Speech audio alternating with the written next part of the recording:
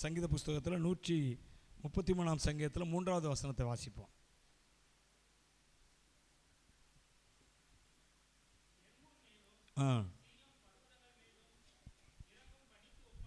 உப்பாயிருக்கிறது. ஆகவே கர்த்தர் அங்கே என்றென்றைக்கும் ஆசீர்வாதத்தையும் ஜீவனையும் கட்டளையிடுகிறார். இதனால் நமக்கு தேவன் கொடுக்கிற ஒரு வார்த்தை, ஆண்டவர் அங்கே என்றென்றைக்கும் ஆசீர்வாதத்தையும் ஜீவனையும் கட்டளையிடுகிறார். ஹல்லேலூயா. என்றென்றைக்கும் ஆசீர்வாதம், என்றென்றைக்கும் ஜீவன். ஹல்லேலூயா. தேவன் நமக்கு கட்டளையிட்ட வாழ்க்கை ஆசீர்வாதமான வாழ்க்கை. தேவன் நமக்கு கட்டளையிட்ட வாழ்க்கை ஜீவனுள்ள வாழ்க்கை. ஹல்லேலூயா. ஜீவனற்ற வாழ்க்கை அல்ல. நான் ஏற்கனவே சொன்னதுமா ஒரு உதாரணம் சொன்னேன். ஒரு நாகர்கோவில் பக்கத்தில் ஒரு ஊரில் ஒரு மீட்டிங் நடந்த பொழுது ஒரு ஊழியக்காரர் அவர் அங்கே போயிருந்தாராம். போயிருந்தப்போ இது மீட்டிங் முடிஞ்சிட்டு 2ஆம் நாளோ 3ஆம் நாளோ மீட்டிங் முடிஞ்ச பிறகு ஒரு அம்மா, நல்ல ஒரு ஸ்தூலித்த சரீரத்தோடு, நல்ல குண்டாக இருக்கிற ஒரு அம்மா, நல்ல செழிப்பாக செழிப்பாக இருக்கிறது அவங்க முகத்தில், அவங்க உடம்புலேயே தெரிஞ்சு. அந்த அளவுக்கு நல்ல ஒரு செழிப்பான ஒரு அம்மா, நல்லா குண்டா, எல்லா விதத்திலும் செழிப்பாக அப்படி வந்தாங்களாம். வந்து அவர்கிட்ட ஜெபம் பண்ணாங்க. அந்த ஊழியக்கார இடத்துல ஜெபம் பண்ணி முடிச்சுட்டு அவரும் ஜெபம் பண்ணிட்டார், முடிஞ்சது. அப்புறம் அந்த அம்மா கேட்டாங்களா, ஐயா நீங்கள் எங்கள் வீட்டுக்கு ஜெபம் பண்ண வர முடியுமா? நான் ஏற்கனவே இந்த இதை சொல்லியிருக்கிறேன் உங்களுக்கு, இந்த காரியத்தை, எங்கள் வீட்டுக்கு வர முடியுமா என்று சொல்லி கேட்டாங்களாம். உடனே சரிம்மா வரேன். நீங்கள் யாருன்னு கேட்ட பொழுது அவங்க யாருன்னா அந்த பகுதியிலே மிக ஃபேமஸான ஒரு டாக்டர், அவருடைய மனைவி தான் அந்த அம்மா. டாக்டர் வரல, மனைவி டிரைவரோடு கூட காரில் வந்திருக்கிறாங்க. டிரைவர் ஓட்டிகிட்டு வர இந்த அம்மா உட்காந்து வந்திருக்கிறாங்க. அப்போ வாங்கன்னு கூப்பிட்டோன்னே அவங்க கார்லேயே, பெரிய கார், கப்பல் மாதிரி ஒரு கார், அதில் போகிறாங்க. வீட்டுக்கு போய் இறங்குறாங்க. இறங்கி பார்த்தா, வீட்டை பார்த்தா அவ்வளோ பயங்கரமான வீடு. பயங்கரமாக இல்லை, அப்படி சொல்லலை, நல்ல பெரிய வீடு. அப்படி ஒரு பெரிய வீடு. அதை இறங்கணுன்னா இவரே அசந்துட்டாராம், ஊழியக்காரரே. உடனே உள்ளே போகிறாங்க. உள்ளே போய் ஜெபம் பண்ணம்மா, எதுக்குமா ஜெபம் பண்ண அப்படின்னு கேட்டோன்னே அந்த அம்மா சொன்னாங்களாம், ஐயா இவ்வளோ பெரிய வீட்டை பார்க்குறீங்க, பெரிய மாளிகை மாதிரி, வசந்த மாளிகை மாதிரி ஒரு வீடாக இருக்குது. ஆனால் அந்த வீட்டில் எல்லாம் இருக்குது, சந்தோஷம் மட்டும் துளியும் கிடையாது அப்படின்னாங்களாம். எப்படி? எல்லாம் இருக்குது, சந்தோஷம் மட்டும் துளி கூட கிடையாது அப்படின்னாங்களாம். ஏமா அப்படின்னா, எங்கள் வீட்டுக்காரர் வந்து அவர் நாளெல்லாம் என்னை சித்திரவதை பண்ணுவார், சந்தேகப்படுவார், அடின்னு அடிப்பார் என்னைய. யார்? பெரிய ஃபேமஸ் டாக்டர்.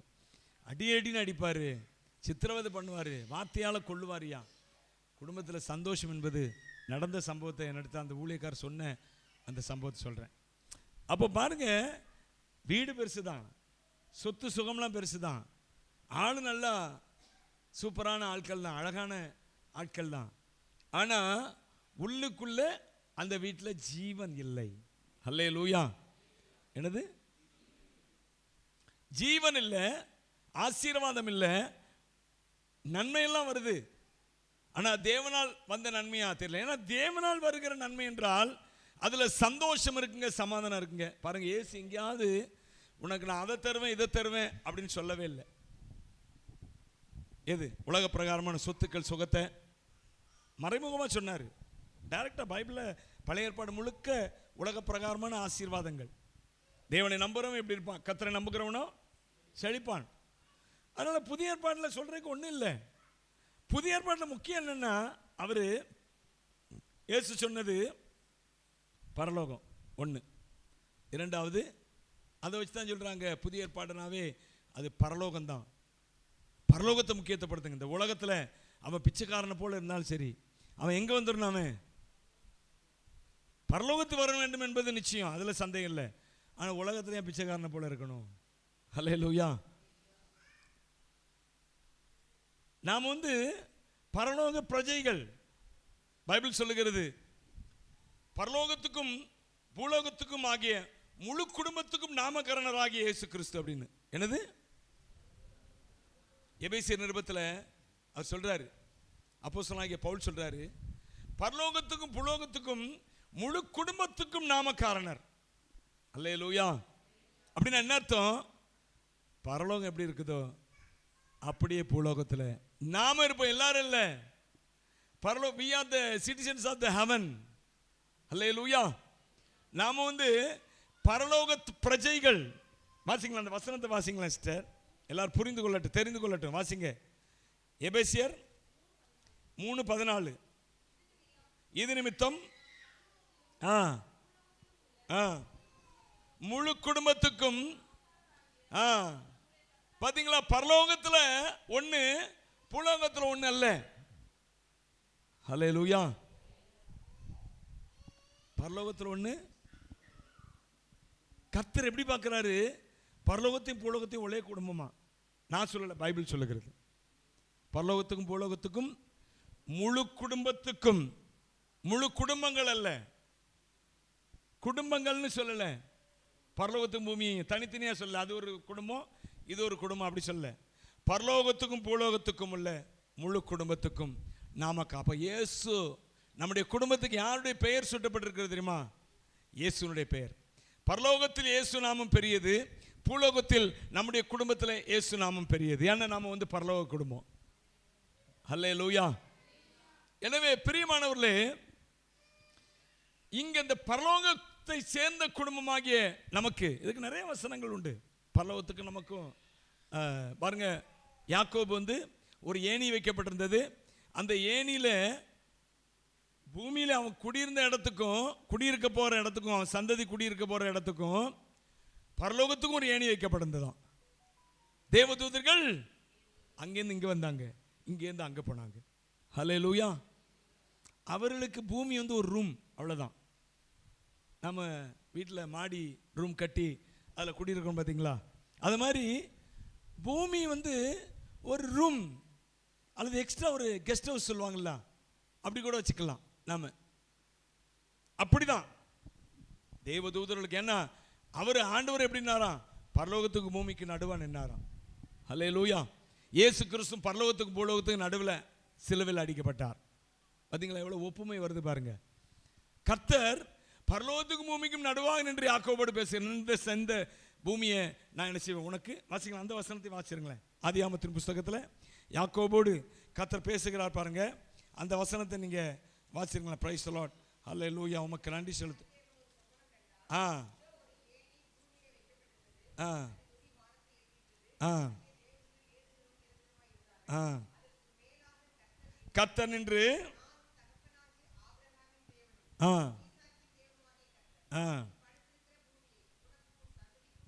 போதும் போதும். அவர் அந்த இடத்துல இருந்து சொல்றாரு, இந்த சந்ததியை தேவதூதர்கள் அங்கேயும் போறாங்க இங்கேயும் வராங்க. தேவதூதர்கள் இன்றைக்கு நமக்காக கட்டளையிடப்பட்டிருக்கிறார்கள். யாருக்காக? யாருக்காக? உங்களுக்காக, எனக்காக. என பைபிள் சொல்லுகிறது, அவர்கள் பணிவிடை ஆவிகளாய் இருக்கிறார்களாம். யாருக்குங்க பணிவிட? தேவனுக்கும் பணிவிடை செய்றாங்க அவங்க, அதோட நமக்கும். ஹல்லேலூயா. என்னது? நான் ஏற்கனவே சொல்லிருக்கேன் தேவதூதரை குறித்து. பேதுரு அவர் சிறைச்சாலையிலிருந்து 12ஆம் அதிகாரத்தில் பார்க்கிறோம். சிறைச்சாலையில் அவர் சங்கிலினால் கட்டப்பட்டிருக்கிறாரு. தேவதூதன் இறங்கி வருகிறான். இறங்கி அவரை விடுவிக்கிறான். விடுவிச்சோன்னா அவர் சொப்பனம் காண்கிறது போல, சொப்பனம் நினைச்சிட்டு அப்படியே நடந்து போறாரு வெளியே.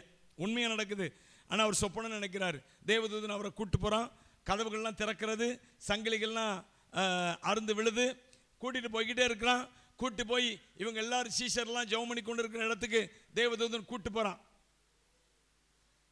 எவ்வளவு அறிஞ்சு வச்சிருக்கிறான் பாருங்க சீஷர்கள் எங்க இருக்கிறாங்கன்னு. நான் எதுக்கு சொல்றேன்னா, தேவதூதர்கள் தேவனுடைய பிள்ளைகளை சுற்றிலும் இருக்கு. உங்களை சுற்றிலும் தேவதூதர்கள் இருக்கிறாங்க.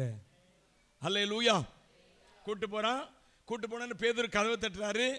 தட்டுன உடனே உள்ளே இருந்து ஒரு பெண்ணு, ரோதை என்ற ஒரு பெண்ணு ஓடி வருகிறா.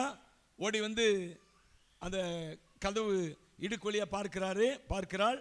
பேதுரு நிற்கிறாரு. உடனே இவள் சொல்றா பேதுரு வந்திருக்கிறான்னு சொல்றாங்க. உடனே அவங்க நம்பலை. ஏன்னா அவர் இருக்கிறது எங்க இருக்கிறாரு? சிறைச்சாலையில் இருக்கிறாரு. நம்பல. உடனே அவங்க சொல்றாங்க, அது பேதுருவா இருக்காது, அவருடைய தூதனா இருக்கலாம் அப்படிங்கிறாங்க. ஹல்லேலூயா. அப்படின்னா என்ன அர்த்தம்னா, பேதுருக்கென்று ஒரு தூதன் இருப்பான் என்று நம்பினார்கள் அவர்கள். ஹல்லேலூயா. எனவே எனக்கு அன்பானவர்களே, உங்களுக்காகவும் எனக்காகவும் தேவதூதர்களும் கட்டளையிடப்பட்டிருக்கிறார்கள். இதை நம்புங்க. ஆமென். எத்தனை பேர் நம்புறீங்க? நான் என்ன உங்களுக்கு சொல்லியிருக்கேன், நான் தினந்தோறும் ஜெபம் பண்றேன். ஆண்டவரே, எங்கள் படுக்கையை சுற்றிலும் தேவதூதர்கள் இருப்பார்களாக. சாரி, ஆண்டவரேன்னு சொல்றதில்லை, தேவதூதர்களுக்கு சொல்றேன். நான் தேவதூதர்கள் எங்கள் படுக்கையை சுற்றிலும் இருப்பார்களாக, என் வீட்டை சுற்றிலும் தேவதூதர்கள் இருப்பார்களாக. நான் ஜெபம் பண்ணிட்டு தான் படுக்கிறேன் தினந்தோறும். அல்லேலூயா. நான் எத்தனை பேர் உங்களுக்கு சொல்லியிருக்கிறேன். எத்தனை பேர் நீங்கள் இதை ஜெபத்தை பண்ணுறீங்க? பண்ணுறீங்களா? உண்மையாக சொல்கிறேன், நீங்கள் விசுவாசித்தீர்கள்னா ஒரு நாளில் நீங்கள் பார்ப்பீங்க. அல்லேலூயா. நான் பார்க்கல, ஆனால் விசுவாசிக்கிறேன். பார்த்து விசுவாசிக்கிறவர்களை விட பார்க்காமல் விசுவாசிக்கிறவர்களே பாக்கியவான்கள் என்று கர்த்தர் சொன்னார். ஆமென். தோமா, நான் உம்மை பார்த்து தான் விசுவாசிப்பேன்னு சொன்ன. ஆண்டவர் சொன்னார், என்னை பார்த்து விசுவாசிக்கிறவனை விட காணாமல் கண்டு விசுவாசிக்கிறவனை விட காணாமல் விசுவாசிக்கிறவர் பாக்கியவான்கள் சொன்னார். நீங்களாம் காணலை விசுவாசிச்சிங்க அப்படின்னா நீங்கள் தான் பாக்கியவான்கள். தேவதூதர் பணியை மாத்திரம் சொல்லலை, எல்லாமே தேவன் தருகிற எல்லாவற்றையுமே நீங்கள் பார்க்காமலேயே விசுவாசிப்பீர்கள் என்றால் நீங்கள் பாக்கியம். நான் இதையெல்லாம் எதுக்காக சொல்றேன்னு கேட்டீங்கன்னா, பரலோகத்துக்கு பூலோகத்துக்கு கனெக்ஷன் இருக்குங்க. அல்லேலூயா. அந்த ஜீவன் அங்க இருக்கிற சந்தோஷ சமாதானம் இங்க பூமியில இருக்கிற நம்ம குடும்பத்தில் இருக்கணும். அதுதான் ஜீவன், அதுதான் ஆசீர்வாதம், அதுதான் நன்மை. என் அன்பான தேவனுடைய பிள்ளைகளே, இந்த காலவேளையில புரிந்து கொள்ளுங்க. உங்க வீட்டில் ஜீவன் இருக்குதா? தேவனுடைய ஆசீர்வாதம் இருக்குதா? சந்தோஷ சமாதானம் தாண்டவம் ஆடுகிறதா? இல்லை பிரச்சனை தாண்டவம் ஆடுகிறதா? தாண்டவம்னா புரியுதா உங்களுக்கு? தாண்டவம்னா அப்படி இப்படி ஆடும்ல, அதான் தாண்டவம். சில வீட்டில் பிரச்சனை தாண்டவம் ஆடுது, எப்பா பார்த்தாலும் பிரச்சனை. ஏன்னா தேவனுக்குரிய முக்கியத்துவத்தை கொடுக்க மறந்துட்டாங்க, விட்டுட்டாங்க. அல்லேலூயா.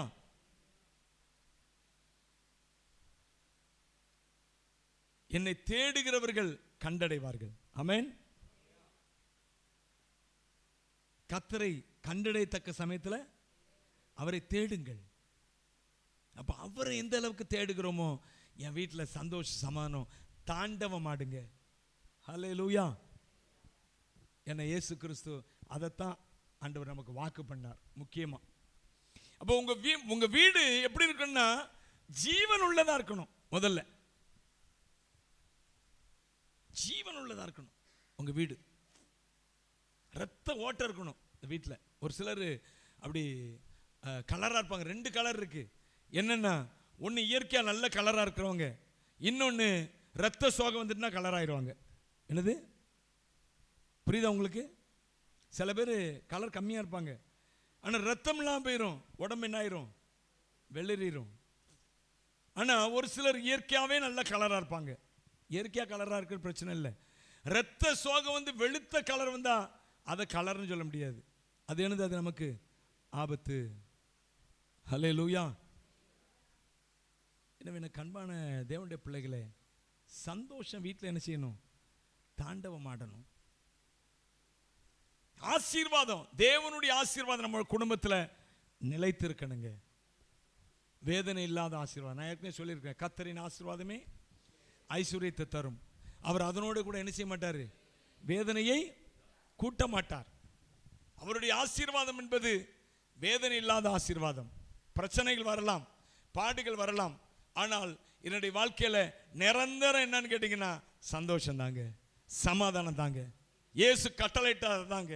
ஆண்டவர் சொன்ன, என்னுடைய சமாதானத்தை உங்களுக்கு தருகிறேன், உங்கள் சந்தோஷம் நிறைவாக இருக்கும்படியாக நீங்கள் என் நாமத்தில் கேளுங்கள், பெற்றுக்கொள்வீர்கள்.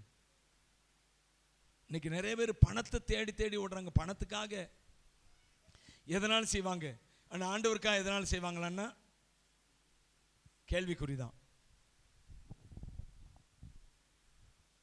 காலையில் எந்திரிச்சு நிறைய பேருக்கு வர முடியல பாருங்க. ஆராதனைக்கு ஏகப்பட்ட பேர் ஆளை காணும்.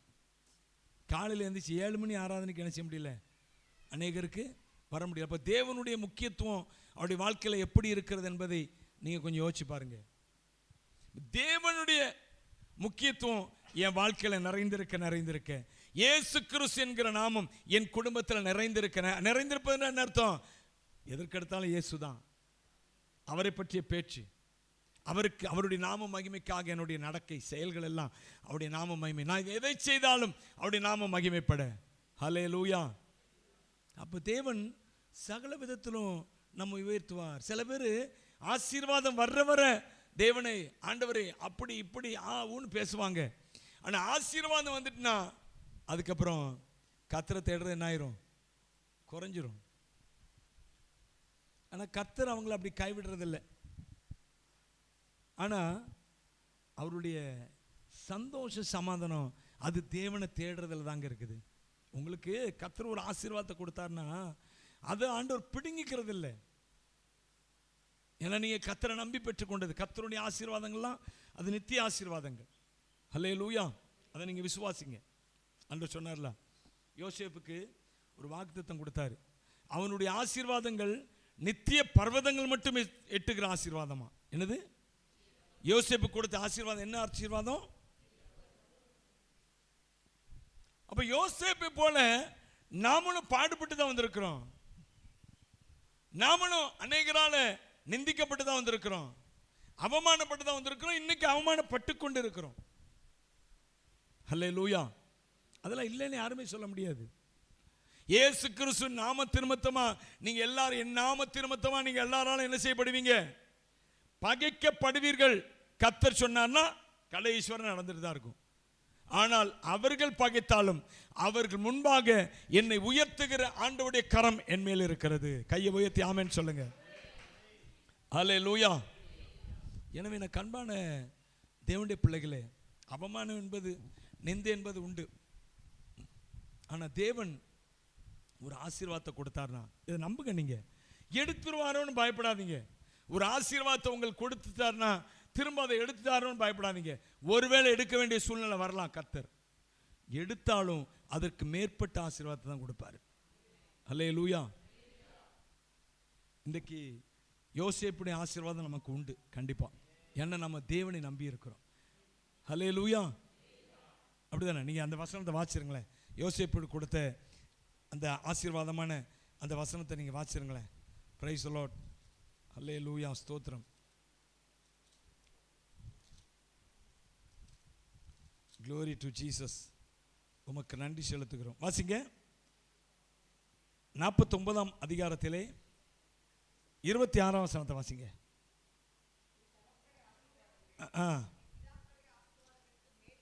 இருந்தது இருந்து எட்டுகின்றன.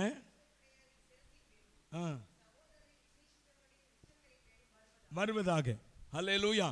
இந்த காலவேளையில் அந்த ஆசீர்வாதம் உங்களுக்கு கொடுக்கிறாருங்க. ஆமென் சொல்லுங்க. ஆமென் சொல்லுங்க.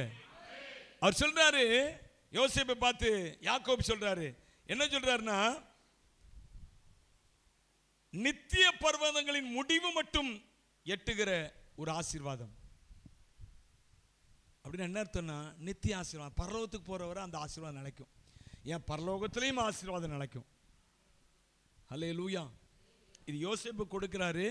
ஆக்சுவலா இது எங்க இருந்து வருதுன்னு கேட்டீங்கன்னா, யாக்கோபிடத்திலிருந்தே இந்த ஆசீர்வாதம் வருது.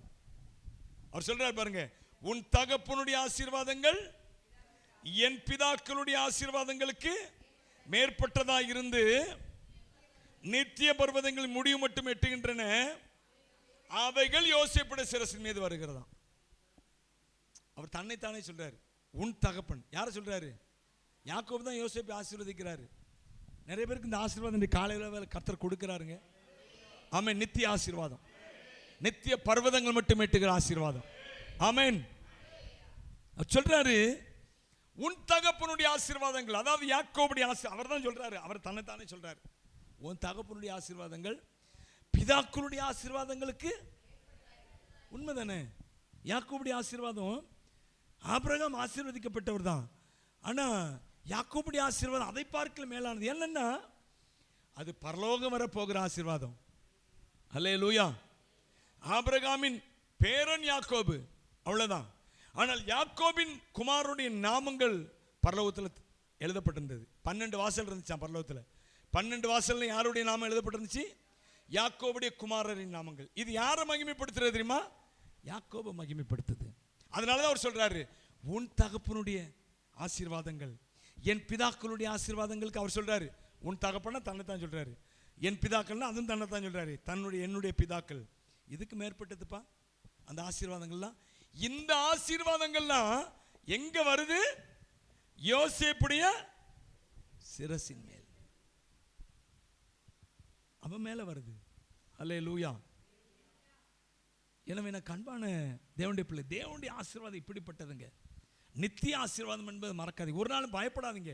தேவன் எடுத்தாலும், உங்கள்ட்ட இருந்து எதையாவது எடுத்தாலும் நீங்க பயப்படாதீங்க. அதை விட பெருசா உங்களுக்காக வச்சிருக்கிறாரு. ஆமென். ஹல்லேலூயா. அதை விட பெருசா வச்சிருக்கிறார். என் மக கடந்த நாட்களில் ஆவியானவர் ஞாபகப்படுத்தினால சொல்கிறேன். அவள் வந்து ஒரு பெரிய கம்பெனியில் ஏற்கனவே வேலைக்கு சேர்ந்தா.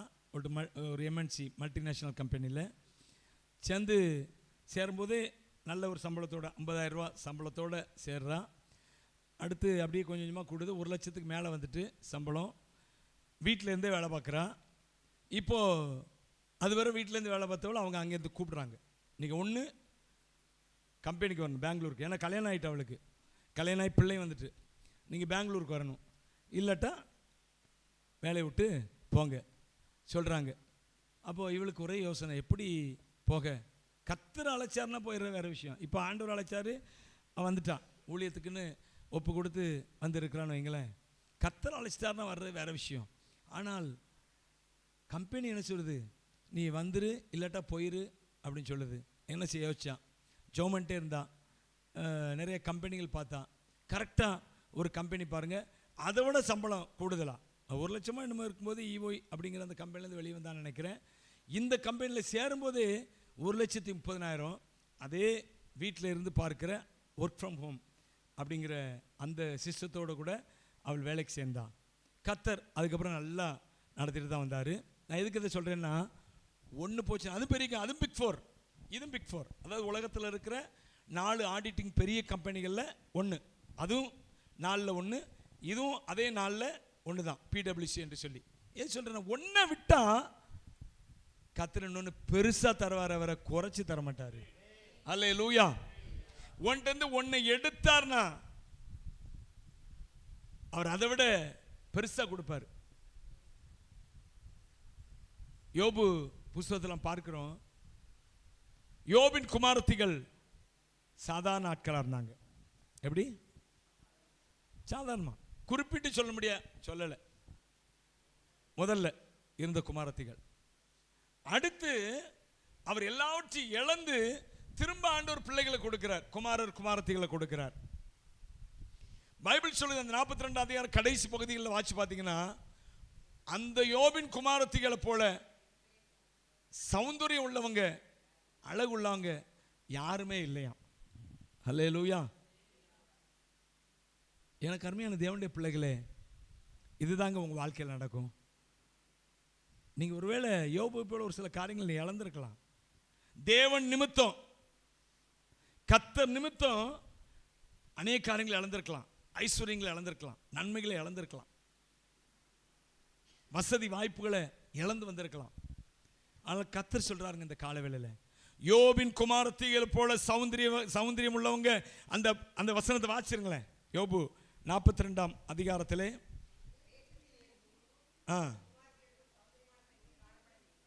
தேசத்திலே யோபின் குமாரத்திகளை போல சௌந்தரியமான பெண்கள் காணப்படவே இல்லையா தேசத்தில். எனக்கு அருமையானவர் போதும், தேசத்தில். அப்ப பாருங்க, முதல்ல குறிப்பிட்டு சொல்லல ஆண்டவர் வேதவசனம், ஆனா இப்ப குறிப்பிட்டு சொல்றாரு, தேசத்தில் அவர்களை போல சௌந்தரியமான பெண்கள். அப்போ ஒன்று கொடுக்கலன்னா வருத்தப்படாதீங்க, ஒன்று எடுத்துட்டாருன்னா வருத்தப்படாதீங்க. அதற்கு பதிலாக தேவன் இன்னொன்றை அதை விட பெட்டராக. அல்லேலூயா. யோசேப்பு நினைச்சிருப்பாரு, தன்னுடைய குடும்பத்தில் தான் பெரிய ஆளா இருப்பேன் அப்படின்னு தான் நினைச்சிருப்பாரு. அவர் யோசிச்சிருப்பாரா? தேசங்களுக்கு ஆசீர்வாதமா இருப்பேன் என்று யோசிச்சிருப்பாரா? தன் குடும்பத்தில் பெரிய ஆளா இருப்பேன், தாய் தகப்பன் சகோதரர்கள் எல்லாரும் என்ன செய்வாங்க? வணங்குவாங்க. தன் குடும்பத்தில் ஒரு ராஜாவை போல இருப்பேன். அப்படிதான் அவர் தகப்பனை வளர்த்தார். அவருக்கு நல்ல பலவர்ண அங்கியை கொடுத்து வஸ்திரத்தை கொடுத்து அவரை செல்லமாக வளர்த்தார் யோசேப்பை. இவர் நினச்சிருப்பார் அப்போ நம்ம தான் அடுத்த ராஜா. என்னது, யாக்கோபுக்கு அடுத்து நம்ம தான் பெரிய ஆள் குடும்பத்தில், ராஜா இல்லை குடும்பத்தில் பெரிய ஆள் நம்ம தான், எல்லாரும் நம்ம வணங்குவாங்க. பறி போயிட்டு அது அந்த ஆசை என்ன ஆயிட்டு நிராசை. சில பேர் அப்படிதான், ஆசையெல்லாம் நிராசை ஆயிரும். சின்ன வயதில் நம்ம நினைச்சிருப்போம்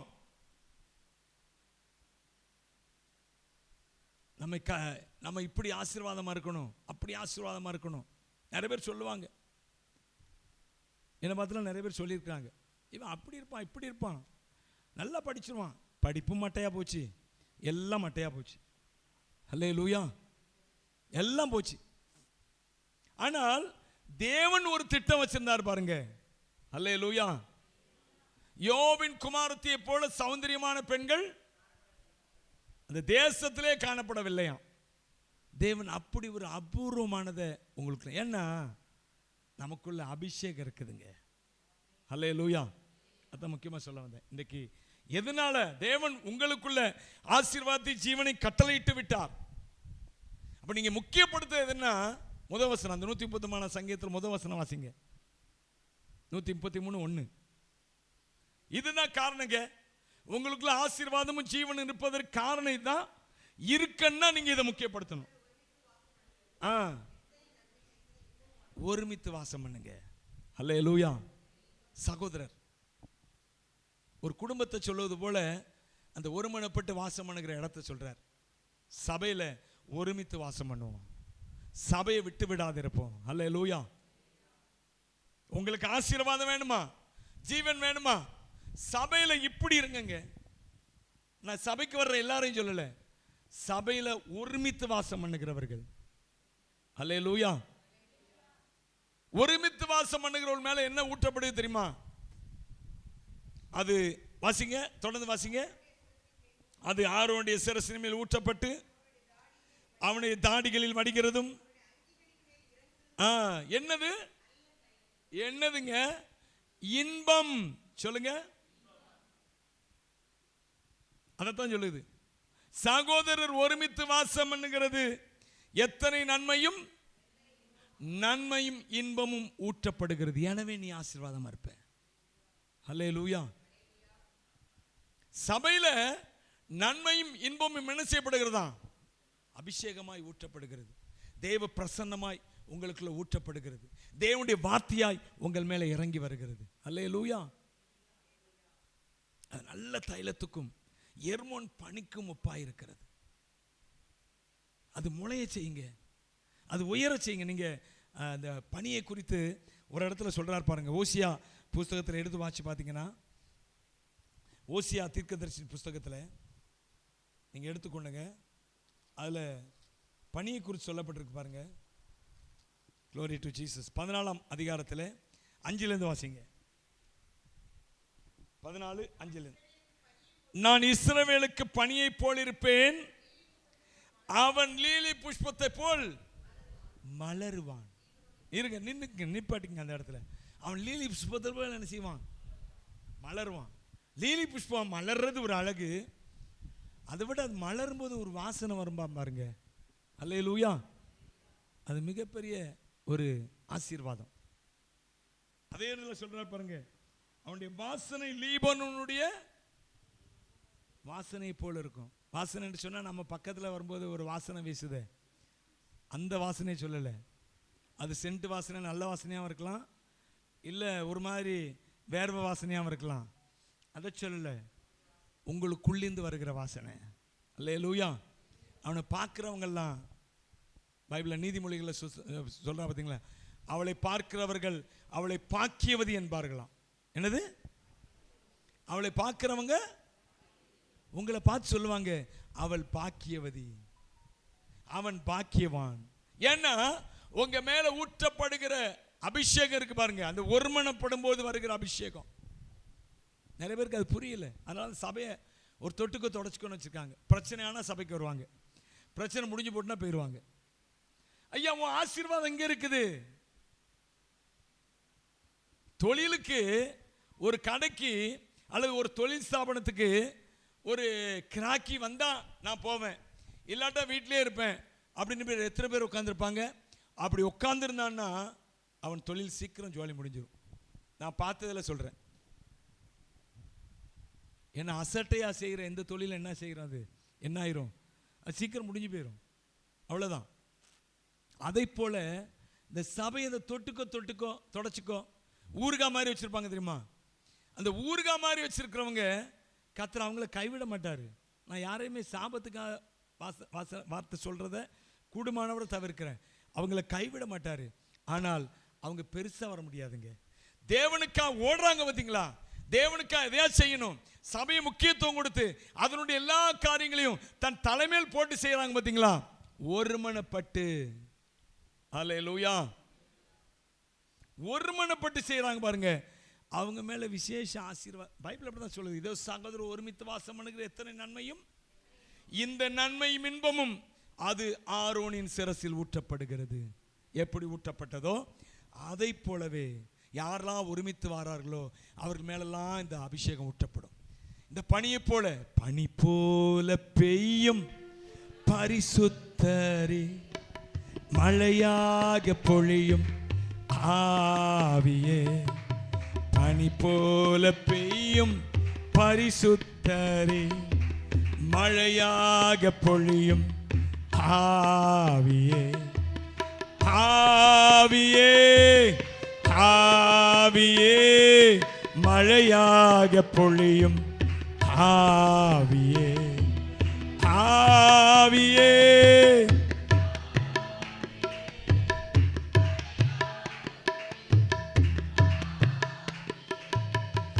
அபிஷேக ஒலிவ மரம் உம் ஆலயத்தில் நடப்பட்டவும் உம் சமூகத்தில் வாழ்கின்றவன் உம்மையே நம்புபவன். நானும் அபிஷேக ஒலிவ மரம் உம் ஆலயத்தில் நடப்பட்டவன் உம் சமூகத்தில் வாழ்கின்றவன் உம் அன்பையே நம்புபவன். உம் வசனம்தான் பசியாற்றும் உணவு, உம் பிரசன்னம்தான் தாகம் தீர்க்கும் தண்ணீர். உம் வசனம்தான், உம் பிரசன்னம்தான்,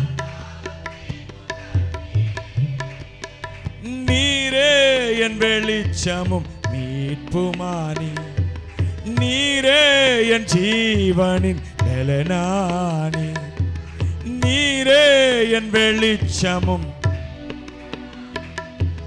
நீரே என் ஜீவனின். நானும் அபிஷேக ஒலிவ மரம்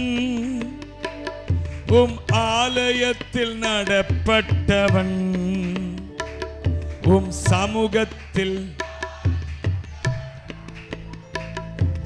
மண்பையே நம்புபவன். காப்பாற்றும் காவலன் நீரே, அயராது நீர் பாய்ச்சுவீரே. காப்பாற்றும் காவலன் நீரே, என்னில் அயராது என் தேவைகள் யாவையும் சந்திப்பவரே, எந்த சேதமும் இன்றி என்னை காப்பவரே, என் தேவைகள் யாவையும், எந்த தேவையும் இன்றி என்னை. நானும் அபிஷேக ஒலிவ மரம்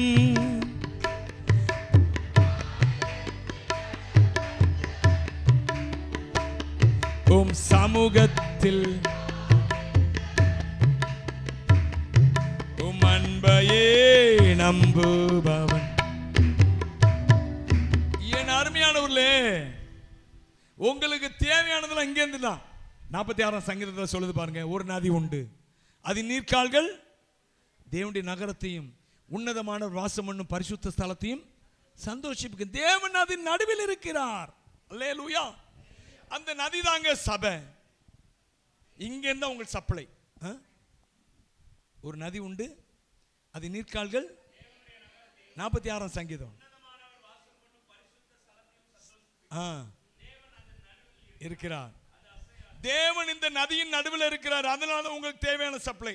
சில வேளை நான் நினைப்பேன், ஆண்டவரே என்ன ஆண்டவரே இந்த மாசம் ரொம்ப வருமானம் கம்மியாயிட்டு, போன மாசம் எப்படி கொடுத்தீங்க ஆண்டவரே? எப்படி இல்லாம கொடுப்பாரு ஆண்டவர். உண்மை ஆச்சரியமா இருக்கு அவர் நடத்துற விதத்தை பார்த்தா. அப்போ ஆண்டவர் சொல்ற காரியம் என்னன்னா, போன மாசம் உனக்கு அவ்வளவு தேவை இருந்துச்சு கொடு. அதாவது அப்படி வர்றதும் போயிடும், இப்படி வர்றதும் போயிடும். 1 லட்சம் வந்துச்சுன்னா போயிடும், 10,000 20,000 வந்தாலும் போயிடும், முடிஞ்சிடும் கதை. ஹல்லேலூயா. அப்போ நான் நினைப்பேன், ஏன் ஆண்டவரே இவ்வளோ குறைச்சி கொடுத்தீங்க? இவ்வளோ குறைச்சி இல்லை, உன் தேவையை நான் கொடுத்தேன். ஹல்லேலூயா. என்னது சொல்லுங்க, எப்படி எத்தனை பேர் இப்படிப்பட்ட அனுபவத்தில் இருக்கிறீங்க? நீங்கள் உண்மையாகவே கர்த்தரை நம்பினீங்கன்னா இப்படிப்பட்ட அனுபவத்தில் அடிக்கடி நடப்பீங்க. 1 லட்சம் தேவையா இருந்தாலும் கொடுப்பாரு, 10,000 தேவையா இருந்தாலும் அதை கொடுப்பார். ஹல்லேலூயா. நான் அதுக்காண்டி உங்கள் தேவை மாத்திரம் கொடுப்போம்னு நான் சொல்லலை. ஆண்டவர் பொங்கி வழிகிற ஆசீர்வாதத்தை கொடுக்கிறவர் தான். ஆனால் சில வேளைகள் எப்படி ஆயிரும், மீதம் எடுக்கிற அளவுக்கு தேவன் கொடுப்பார். ஏன்னா சீஷர்கள் 5 அப்போ 2 மீனை வச்சு எல்லாரையும் போஷித்தார். 6000க்கு அதிகமான ஆட்களை. சீஷர்கள் 12 கூட நிறையா எடுத்துகிட்டு போனாங்களாம். ஆண்டவர் தெரியாது. சில பேர் சொல்லுவாங்க, நான் ஒரு காலத்தில் அதை யோசிச்சிருக்கேன், உங்கள் வருமானம் எவ்வளவு வேஸ்ட் பண்ணக்கூடாது, உங்கள் காரியத்தை குறித்து நீங்கள் உக்கரானத்துவம் உடையவர்களாக இருக்கணும், நீங்கள் உங்கள் பணத்தை சரியாக செலவழிக்கணும், இல்லைன்னு சொல்ல. ஆனால் கரெக்டாக செலவழிக்கிற அளவுக்கு கர்த்தர் தர்றதில்லைங்க. மீதம் எடுக்கிற அளவுக்கு கர்த்தர் தர்றான்னு நான் விசுவாசிக்கிறேன். அதன்படி என்னை நடத்தி கொண்டு வந்து கொண்டு இருக்கிறேன். அல்லேலூயா. பொங்கி வழிகிறது. ஆமென். எப்படி ஆவியானவர் உங்களுக்குள்ளேந்து பொங்கி வழிகிறாரோ அதை போல உங்களுடைய வருமானங்கள், உங்களுக்கு வருகிற நன்மைகளும் பொழிந்து கொண்டே இருக்கும். பொழிய பொழிய வந்து கொண்டே இருக்கும். நான் அப்படிப்பட்ட ஆசீர்வாதத்தினால் நீங்கள் நிரம்பணும்னு ஆசீர்வதிக்கிறேன். சபையிலிருந்து, இந்த புல்பிட்லேருந்து உங்களை அப்படியே ஆசீர்வதிக்கிறேன். ஆமென் சொல்லுங்க. அல்லேலூயா. There's no source. எனக்கு வேற வருமானம் வருவதற்கான வழி இல்லை. ஆனால் கர்த்தர், நான் சொன்ன தெரியுமா ஏற்கனவே, அது ஒரு காலத்தில் நான் என் மனைவி வருமானம் பெரிய வருமானம், அதை வச்சு குடும்பத்தை நடத்திடுவோம். சபையிலேருந்து வரும், ஏதோ கொஞ்சம் இங்கேருந்து வரும், சப்போர்ட்டிவாக இருக்கும். ஆனால் இப்போ நான் அந்த வீடு வாங்கினதுக்கப்புறம் முழுக்க முழுக்க வீடு வாங்கணும், மனைவிக்கு சுகமில்லாமல் ஆச்சு, எல்லாமே அவளுடைய சம்பளம் எதுவுமே நான் ஏண்ட வர்றதில்லை. முழுக்க என்ன ஆயிடுதுன்னா லோன், அவளுடைய செலவுகள் எல்லாத்துக்கும் அப்படி போயிடும். கிட்டத்தட்ட நான் சொல்கிறேன் 55,000-60,000 ரூபா அதில் போகுது. ஆனால் தேவன் பாருங்க, என்னை இன்னமும் செழிப்பாக தான் வச்சிருக்கிறார். அப்போ இல்லை, அப்போ மனைவி வருமானம் இருந்துச்சு, இப்போ அது இல்லை. ஆனால் தேவன் கொடுத்து கொண்டே இருக்கிறார். கையை வைத்து ஆமென் சொல்லுங்க. பொறாமையாக பார்க்காதீங்க, சந்தோஷமாக பாருங்க. உங்களையும் அப்படியே ஆண்டவர் ஆசீர்வதிப்பார். நிறைய பேருக்கு ஊழியக்காரன் சந்தோஷமாக இருக்கான், பொங்கி வழிகிறான் அப்படின்னா, நல்ல காரில் போயிட்டான், நல்ல வீட்டு வாங்கிட்டான்னா உடனே நிறைய பேருக்கு என்ன வந்துடுது, நீங்கள் ஆசீர்வதிங்க. உன்னை ஆசீர்வதிக்கிறவர்களை நீங்கள் என்ன ஆசீர்வதிச்சீங்கன்னா கர்த்தர் உங்களை ஆசீர்வதிப்பார். உங்களை நான் ஆசீர்வதிச்சேன்னா கர்த்தர் என்ன இன்னும் அதிகமாக ஆசீர்வதிப்பார். அதுதான் நம்முடைய ஆசீர்வாதம். அதுதான் ஆபிரகாமுக்குரிய ஆசீர்வாதம். நீங்கள் என்ன ஆசீர்வதிங்க, ஆண்டவர் உங்களை ஆசீர்வதிப்பார். நான் உங்களை ஆசீர்வதிக்கிறேன், கர்த்தர் என்ன ஆசீர்வதிப்பார். ஆமென் சொல்லுங்க. அல்லேலூயா. எனவே ஊழியக்காரங்க நல்லா சீரும் சிறப்பாக வாழ்ந்தாங்கன்னா அவங்கள நீங்கள் ஆசீர்வதிச்சுட்டே இருங்க. நீங்கள் அவங்களோடு கூட சேர்ந்து வளர்ந்துக்கிட்டே இருப்பீங்க.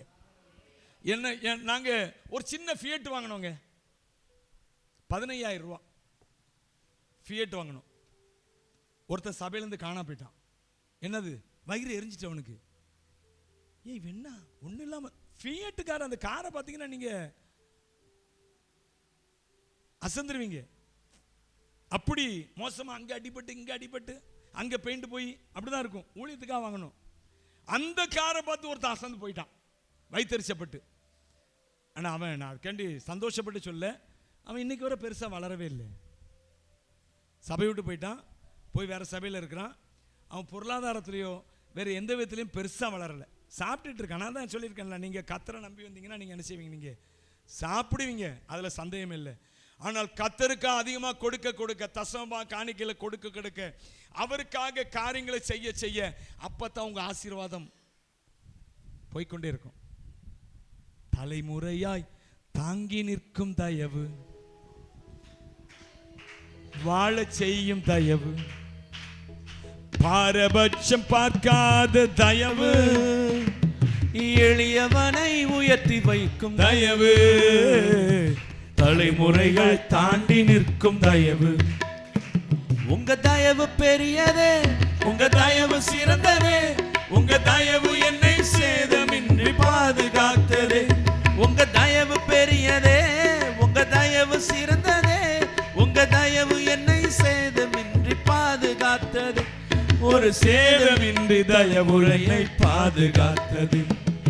தலைமுறைகள் தாண்டி நிற்கும் தயவு, என் தலை நிமிர்ந்து வாழ செய்யும் தயவு. போதும், அவருடைய தயவு நம்மை தலை நிமிர்ந்து வாழ செய்யுங்க. என் அன்பான தேவனுடைய பிள்ளைகளே, அவரை அண்டிக் கொள்ளுங்க. அவரை அண்டிக் கொள்ளுகிற யாவரும் பாக்கியவான்களாய் இருப்பார்கள். ஆமென் சொல்லுங்க. அண்டிக் கொள்ளுதுன்னா தெரியுமா உங்களுக்கு? தெரியுமா உங்களுக்கு? அவரை நம்புவது என்பதை விட அண்டிக் கொள்வது என்பது ரொம்ப சிறந்த வார்த்தை, பெரிய வார்த்தை. என்னன்னா, புரியுதா உங்களுக்கு? அண்டிக் கொள்வது என்ற வார்த்தை உங்களுக்கு தெரியுதா? அவர் அப்படி என்ன செய்வது? ஒரு பிள்ளை ஒரு ஆபத்து வந்துச்சுன்னா தாய் தகப்பன என்ன செய்யும்? ஓடி வந்து கட்டி பிடிச்சிக்கும். அப்படின்னா என்ன அர்த்தம்னா, எங்கள் அப்பா தான் எங்கள் அம்மா தான் இந்த உலகத்தில் என்ன பாதுகாக்கிறவங்க, நாங்கள் அவரிடத்தில் அவளிடத்தில் என்ன செய்கிறேன்னா தஞ்சம் புகுந்து கொள்ளுகிறேன் என்று சொல்லி அந்த பிள்ளை காட்டுது, கட்டி பிடிச்சிருது பாருங்க அந்த காலை, பயந்து போய். அதான் அண்டிக் கொள்வது. அவரை அண்டிக் கொள்ளுகிறவர்கள் பாக்கியவான்களாய் இருப்பார்கள். ஆமென் சொல்லுங்க. அண்டிக் கொள்ளுங்க, சபையில் அண்டிக் கொள்ளுங்க. இன்னைக்கு குறிப்பா என்னன்னா, ஆண்டவர் சொல்றது, சபையை விட்டுறாதீங்க. சபை கூடி வருதலை ஒரு சிலர் விட்டு விடுகிறது போல நீங்களும் விட்டு விடாதிருங்கள் அப்படிங்கிறார். நான் ஒரே ஒரு வசனத்தை மாத்திரம் வாசிச்சுட்டு நான் முடிக்க போகிறேன். எபேசியர் சபையை குறித்த முக்கியத்துவம். எபேசியர் 4 அதிகாரம் 11 வசனத்தை வாசிங்க. எபேசியர் 4:11.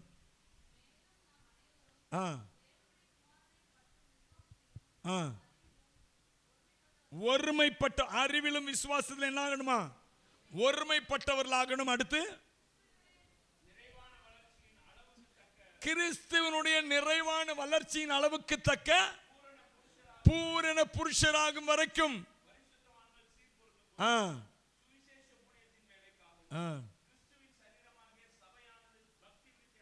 அடைவதற்காகவும்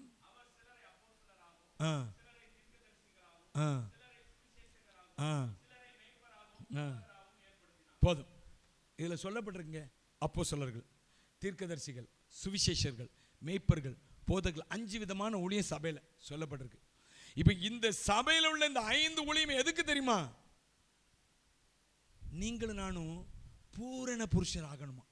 நான் சுருக்கமாக உங்களுக்கு சொல்றேன். நீங்களும் நானும் அது எப்போ நடக்கும் தெரியுமா? நாம் அவரை குறித்த அறிவிலும் விசுவாசத்திலும் ஒருமைப்பட்டவர்களாய் மாற வேண்டும். அல்லேலூயா. ஏன் சகோதரர் ஒருமித்து வாசம் பண்ணும்போது அங்கே ஆசீர்வாதம் வருது, அங்கே ஜீவன் வருது. ஐயா, இங்க நீ ஒருமைப்பட்டு இருந்தேன்னா உன் குடும்பத்தில் சமாதானம் நிலைத்திருக்கும். இங்க நீ முக்கியமா கர்த்தரை மகிமையாக அவரை உயர்த்துவா என்றால் உன் குடும்பத்தில் உயர்வுகள் மேன்மைகள் நடந்து கொண்டே இருக்கும். நீ இதை தனியா அதை தனியா பார்க்கிற நீ.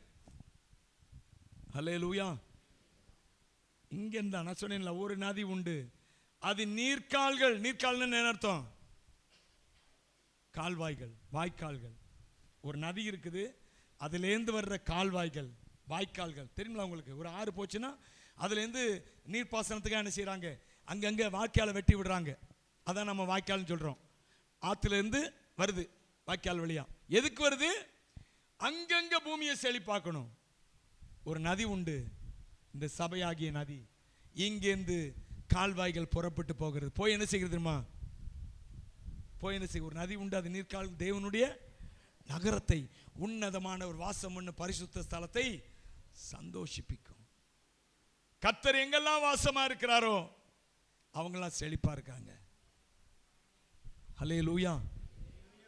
இன்னொரு இடத்துல சொல்றார், தண்ணீர் நிறைந்த தேவ நதியினால் அதை செழிப்பாக்குகிறீர் அப்படிங்கிறார் சங்கீதக்காரன். நான் நினைக்கிறேன் 65ஆம் சங்கீதம் நினைக்கிறேன், அதில் இந்த வார்த்தை வருதுன்னு நினைக்கிறேன். தண்ணீர் நிறைந்த நதியினால் அதை செழிப்பாக்கிறேன், அதில் இருக்குன்னு நினைக்கிறேன். Praise the Lord. வாசிங்க 65:9 வாசிங்க. தேவரீர் பூமியை விசாரித்து நீர் பாய்ச்சுகிறீர், தண்ணீர் நிறைந்த தேவ நதியினால் அதை மிகவும் செழிப்பாக்குகிறீர். இப்படி நீர் அதை திருத்தி தானியத்தை விளைவிக்கிறீர். அல்லேலூயா. தண்ணீர் நிறைந்த தேவ நதி, அதாங்க நம்முடைய ஆண்டவராகிய பிரசன்னம். நம்முடைய இந்த சபை இதுதான் நதி. ஏமா கூப்பிடுறாங்க பாரு, அதான் அந்த சபை. எனவே திரும்ப சொல்றேன், சபையை முக்கியப்படுத்துங்க. சபையை முக்கியப்படுத்தி வருகிறது என்பதை விட இங்க ஒருமனத்தை முக்கியப்படுத்துங்க. இங்க எதை செய்தாலும் அதற்கு நீங்க எங்கன்னு செய்யுங்க, நீங்க அங்கீகரிங்க, ஒத்துழைப்பு கொடுங்க. சபை வளரணும்னு நினைங்க, சபையில் ஆத்துமாக்கள் பெருகணும்னு நினைங்க, சபையை குறித்தே சிந்திங்க. கர்த்தர் உன் குடும்பத்தை ஆசீர்வதித்துக் கொண்டே இருப்பாரு. அல்லேலூயா. ஒரு நதி உண்டு, அதன் நீர்க்கால்கள் தேவனுடைய நகரத்தையும் உன்னதமான ஒரு வாசம் பண்ணும் பரிசுத்த ஸ்தலத்தையும் சந்தோஷிப்பிக்கும். தேவன் அதன் நடுவில் இருக்கிறார். அல்லேலூயா. இங்க தேவன் நடுவில் இருக்கிற அப்படினால இங்கேருந்து ஒரு நதி பாயுங்க, அந்த நதியிலேருந்து வாய்க்கால் பாயுங்க. நீங்க போகும்போது இந்த சபையிலேருந்து ஒரு ஆசீர்வாத நன்மையை தூக்கிட்டு போறீங்க. ஏன்னா இந்த நதி வாய்க்கால்களாக உங்களோடு கூட வருகிறது. நீங்க வெறுமனே நீங்க ஆசீர்வதிக்கப்படுகிறது மாத்திரமல்ல, நீங்க உண்மையாவே இங்க ஒரு மனதோடு காணப்பட்டீங்கன்னா, சபை வளரணும்னு ஆசீர்வாதமாகணும்னு நீங்க நினைச்சீங்க, அதற்கான காரியங்களை செய்ய ஆரம்பித்தீங்கன்னா, உங்களை வச்சு உங்களை வாய்க்காலாக்கி அநேகர் உங்கள் மூலமா செழிப்பாக ஆரம்பிப்பாங்க. எத்தனை பேர் நம்புறீங்க? எனவேதான் அவர் சொல்றாரு, இதோ சகோதரர் ஒருமித்து வாசம் பண்ணுகிறது, எத்தனை நன்மை எத்தனை. அங்கே ஆசீர்வாதத்தின் ஜீவனையும் கட்டளையிடுகிறார். ஒருமித்து வாங்க, ஒருமனப்பட்டு வாங்க. ஒருமன குலைச்சலுக்கு இடம் கொடுக்காதீங்க. ஒருமன குலைச்சலுக்கு ஒருமனப்பட்டுருங்க. எத்தனை காரியங்கள் உங்களுக்கு விரோதமா நடக்கிறது போல காணப்படலாம், உங்களை அவமானப்படுத்துகிறது போல காணப்படலாம். சில வேளைகள் அப்படி நடக்கும். நானே சில வேளைகளில் யாரோ ஒருத்தர் வந்தாங்கன்னா, ஏத்தலாம் வந்தாங்கன்னா, எதையோ சிந்திச்சுட்டு போவேன். நான் பாட்டில் அவங்க சிரிச்சுக்கிட்டே வருவாங்க, விஷ் பண்ணுவாங்க, அவங்கள பார்த்துக்கிட்டே இப்படி போய்கிட்டே இருப்பேன். நான் சிந்தனை வேற எங்கேயும் இருக்கும். அப்போ அவங்க என்ன நினைப்பாங்கன்னா, பாஸ்டர் பற்றியே முந்திலாம் எப்படி இருப்பார், இப்போ எப்படி ஆயிட்டாரு, கார் வாங்கினாரு, வீடு வாங்கினாரு, அப்புறம் என்ன ஆயிட்டு அவர் ஸ்டைலே தலைகீழ மாறிட்டு. ஒருமன குறைவு விட்டுறாதீங்க. அல்லேலூயா. நான் இப்படி ஒவ்வொருத்தருக்கும் சொல்றேன், உங்களுக்குள்ளே ஏதாவது ஒருமன குறைவு வரும்போது ஏதாவது நடக்கலாம், விட்டுறாதீங்க. அது கவனக்குறைவா இருக்கலாம், இல்லை உங்களை அவமானப்படுத்துகிற விதமாக இருக்கலாங்க. தேவன் அனுமதிக்கலாம் சில வேளைகளில். சில வேளைகளில் தேவன் சிலரை அவமானப்படுத்த நம்மை அனுமதிப்பார். அல்லேலூயா. அதை ஞாபகம் வச்சுக்கோங்க. ஏன்னா நம்ம இன்னும் கர்த்தருக்குள்ள என்ன செய்யணும், வளரணும். உடைக்கப்பட முள்ளு குத்து. அதாவது இயேசு கிறிஸ்து குறித்து ஒரு வார்த்தை உண்டு, ஒரு ஃப்ரேஸ் என்னன்னா, அவர் முள்ளுகளுக்குள்ளே ரோஜா மலர் அப்படின்னு. என்னது? ஏன் முள்ளுகளுக்குள்ளே ரோஜா மலர்? இந்த முள்ளு இந்த ரோஜாவை குத்த குத்த அந்த ரோஜா என்ன செய்யுமா, அதுக்குள்ள இருக்கிற வாசனை அனுப்பிச்சுக்கிட்டே இருக்குமா. அல்லேலூயா. உங்களை மனுஷன் அவமானப்படுத்த நிந்திக்க வெக்கப்படுத்த நீங்க அப்பதான் வாசனையே கொடுக்க ஆரம்பிப்பீங்க. அல்லேலூயா. எனவே நீங்க தேவனுடைய ஆலயத்தில் நாட்டப்பட்ட விருட்சங்களா இருக்கிறீங்க. தேவனுடைய நாம மகிமைக்காக நாட்டப்பட்ட நீதியின் விருட்சங்கள். அதை மறந்துடாதீங்க. ஒருமனப்பட்டு சபைக்கு முக்கியத்துவம் கொடுங்க, சபை மக்களுக்கு முக்கியத்துவம் கொடுங்க. சபை மக்களை உங்க சொந்தக்காரங்களா நினைங்க. சில பேர் கல்யாணம் வைப்பாங்க, அது வைப்பாங்க, இது வைப்பாங்க, சபை மக்களை விட்டுருவாங்க. சபை மக்களை சொந்தமா நினைங்க. இந்த ஒரு மனம்தான் உங்களை நித்திய பர்வதங்கள் மட்டும் யோசேப்பு கொடுத்த ஆசீர்வாதம் போல நித்திய பர்வதங்கள் மட்டும் எட்டுகிற ஒரு விசேஷ அபிஷேக ஆசீர்வாதத்தை கொண்டு வருகிற அபிஷேகத்தை உங்கள் மேலே கொண்டு வருங்க. நம்ம கண்களை மூடி நம்ம உணர்ந்தால் படிட்டு கர்த்தரை நோக்கி பார்க்கலாம். ஆண்டவர்கிட்ட கேளுங்க, ஆண்டவரே இதுவரை நான் ஏதோ அசட்டையாக இருந்துட்டேன்ப்பா,